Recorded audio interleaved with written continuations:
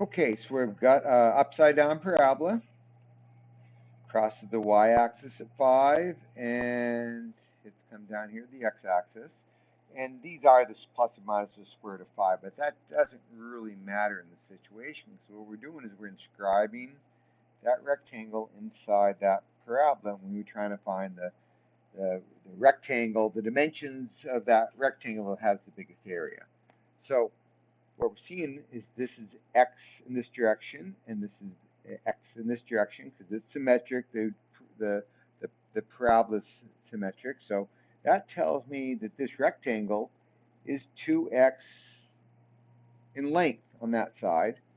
And then how high is it is, well, since this is a point on the curve, 5 minus x squared, that tells me that this one, depending on whatever x is, that's also 5 minus x squared. So the height of this rectangle is that, and then if we write our area function, we're going to have, so let's see, so we'll have the area based on x is 2x times 5 minus x squared. And of course, if we distribute that and expand it, we're going to get a cubic function. And in pre-calculus, we don't really know how to find max and mins and turning points for a higher degree function.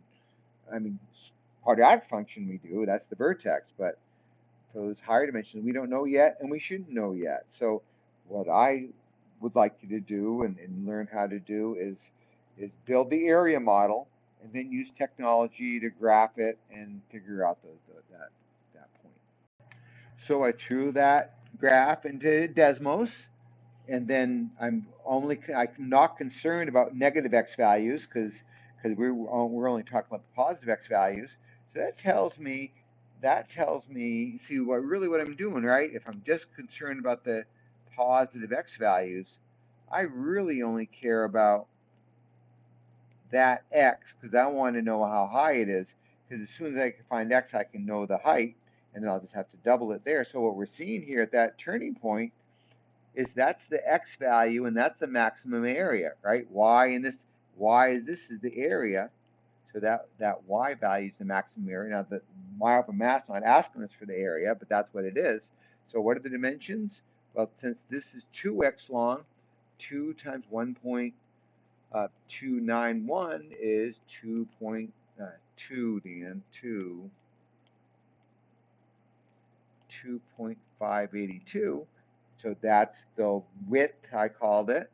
And then the height is going to be 5 minus 1.29